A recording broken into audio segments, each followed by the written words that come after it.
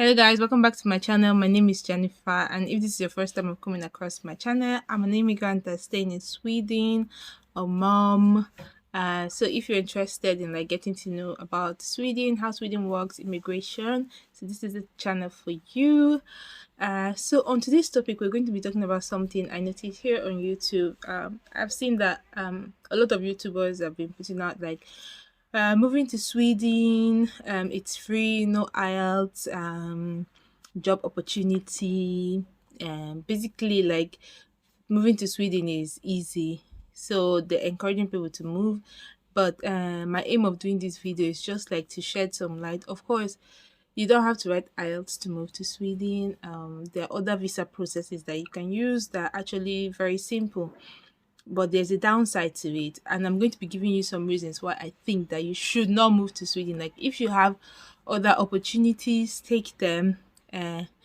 So number one is the language. So fine, you don't have to write IELTS when moving to Sweden. Is There's no language requirement, but when you come to Sweden, let's say as an international student, while you're studying, you study with English, but to work in the society, to come into the Swedish society, you need to know the language to be able to communicate with the locals because they don't speak English, they speak Swedish. So at some point in your life, like maybe let's say if you want to compare to people that are moving to English speaking countries, even though you're not from an English speaking country, but you're moving to an English speaking country, I don't know if you understand what I mean. At some point in your life you've heard English, you've come across English, maybe movies or maybe through school and all of that. But like Swedish language is very it's a minor language, a minority language.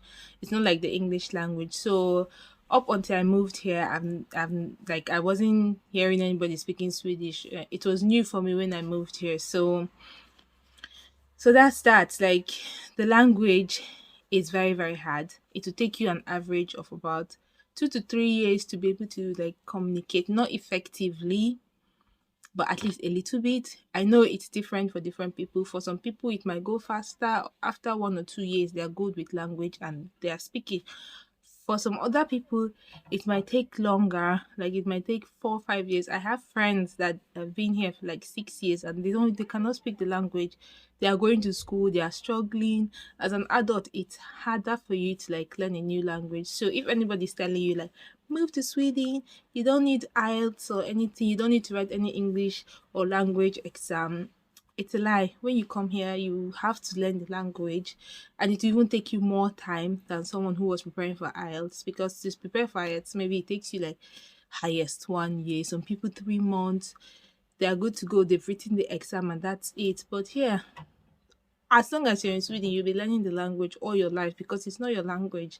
You can never be perfect in the language. You can only try. So that's that. And then the second reason why I'll give you not to move to Sweden is accommodation. Okay? Finding accommodation in this country is very difficult because they have like a point system. You have to be on this point system.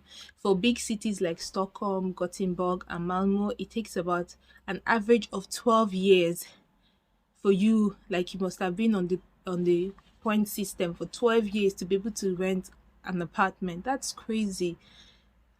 And then for me, I stay in the north of Sweden. Okay, so we have lesser population, but it will take you an average of 5 to 6 years to be able to rent a decent apartment close to town.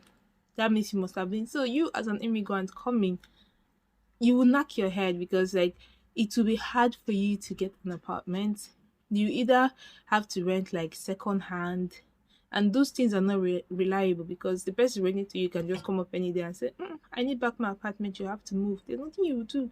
So that means you have to be running between apartments or you have to share a room, and not everybody like that kind of thing. So that is something you also have to put at the back of your mind when moving to Sweden. It's not just about moving. Looking for an apartment, it's very hard. And then the third reason I'm going to give you is integration. For you to be able to integrate into the society, you need the language. And when you cannot speak the language, you cannot integrate. You cannot make new friends. You cannot make friends. Normally, the Swedes are very introvert.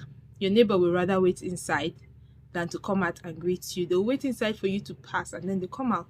Not that they are racist or anything, it's just that They're introverts. They don't like to talk too much. It's only when they drink a little bit of alcohol that's when you see them like talking and laughing. So if you're like looking to make friends as a newcomer, you have to wait a long while. For some people it's easier. Maybe if you're living in the bigger cities, then you meet other people from different parts of the world that are more open, fine. But if you're moving to like the inner part or like the northern part of Sweden, it'll take you a while. So yeah, put that at the back of your mind. Integration is very, very hard. And then when you cannot speak the language, even harder because you're not able to express yourself like someone who can, or someone who speaks the language, or someone who has been here longer. So that's another thing. And then the fourth reason I'm going to be giving you is the um, tax system. In Sweden, you pay a lot of tax. The tax is crazy. It's crazily high. I pay up to 33% of my monthly income. And not just that, you pay other tax too. You pay tax for different things. You pay tax for everything. In short, everything is taxed. And the taxes are very, very high compared to like other countries. So of course I understand why they're taking the tax, because you have good roads, you have schools, water, electricity, and all of that. Still, you still pay for those things, but at least it's provided. But the tax is high. So if you're looking to like maybe do to save money and all of that, it will be hard. You're paying a lot of tax. And then the crazy part is that you working two jobs or three jobs will not help, because in Sweden, when you earn above a certain amount, for some people it's above 400,000 Swedish crowns. That's like $40,000 or £40,000, something like that. When you earn above that amount, they start taking 50% of your salary. 50%, you pay 50% tax then. Okay, my husband tried it one time. He worked, and then after he was doing two jobs, and then I think when it was August, he had passed the threshold. And from that August till December, they were taking 50% from both of his salaries. Okay, so if one place he was getting like, let's say 20,000 after tax, and the other place he was getting 10,000 after tax, or let's say 10,000 after tax, they were taking, no, if he was getting 10,000 before tax, they were taking 5,000, and then the other place he was getting, let's say 20,000 before tax, they were taking 10,000. So together he was making like 15,000, which is not worth it, because if you work a normal full job, you're sure of getting like a steady income of about, let's say 20,000, 22,000, just like for the low income paying jobs. So if you're putting your mind like, okay, you can do double job, triple jobs, the tax will kill you. It's not encouraged, like it's not. So guys, and another point I would like to add is like the cost of living in Sweden. The cost of living in relations to the amount you make is very, very high. The cost of living is high. Food is expensive in Sweden.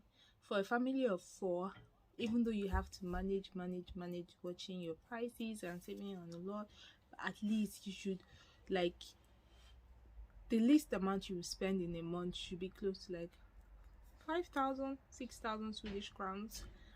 And I'm saying the least amount. That's like up to 550 pounds, um almost $600 in a month. That's for a family of four, and that is you managing. So the cost of living is high, everything is expensive, and now with the inflation that's going on, everything is also everything is it's doubled. So like a family of four, just you spend a lot when it comes to food. So the cost of living is very, very high. That's something you should also um put at the back of your mind when making your plans. Another point I'm going to give now is the weather. It's damn cold here. Like in Sweden, it is very, very cold. um I stay in the up north, so I'm not just going to generalize. Maybe in the south, like Stockholm, Malmo, and Sweden, and Gothenburg, they don't experience a lot of snow like here. But there's maybe sometimes a little bit of snow, but it's cold. They have up to minus 15 degrees, minus 16, sometimes minus 10 degrees. But for us that stay up here in the north, it can get really, really cold and a lot of snow. It starts snowing from the end of October, November. It's snowing and it's dark.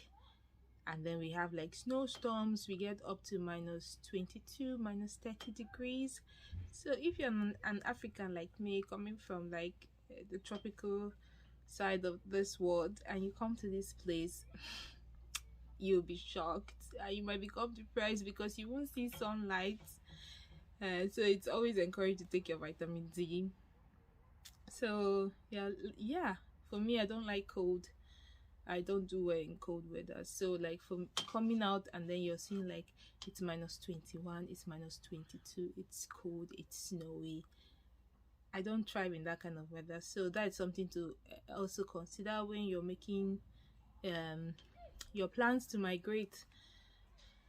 So yeah, I hope with this point, if I remember more points, I think I'll do another video. There's a lot of things people don't tell you. They just tell you move, move, move, and then when you move, you come and you see something else, something you weren't really ready for. So that's like, I feel like it's always good for people that have had the experience to teach others, so that you don't have to make the same mistakes that I made. If I know the things that I know today, I don't think I would be in Sweden. I think I would have made other choices. So if I'm able to encourage you to like maybe make different choices, it's a win for me. So yeah, when making your plans, like you have to put these things into consideration, like the availability of jobs. There are jobs, but you might not be able to get them because you don't speak the language, and it's very hard to get other jobs too. So that means either you get a cleaning job and all of that, accommodation. How effectively can you communicate when you're in a place that you cannot communicate? And to take up courses, you have to be able to speak the language, know the language, to take up certain courses that will increase your chances of getting better jobs. You can't do that when you're in Sweden. So like all these things should be considered, and then your well-being too. Like the weather affects you a lot. These things should be considered when making your plans. And then if you weigh in all these factors, the good and the bad, the pros and the cons, and then you just make up your mind. But at least you have these things at the back of your mind, so you'll not be shocked like when you come, like, oh my god, what is this? So yeah, these are the points, and I hope that when you're making your plans, you're able to take these things into consideration. So that's it for today. That's it for today's video. Thank you for watching. If you're watched this far, don't forget to subscribe just to encourage me to do more videos. Yeah, that's it. Bye guys.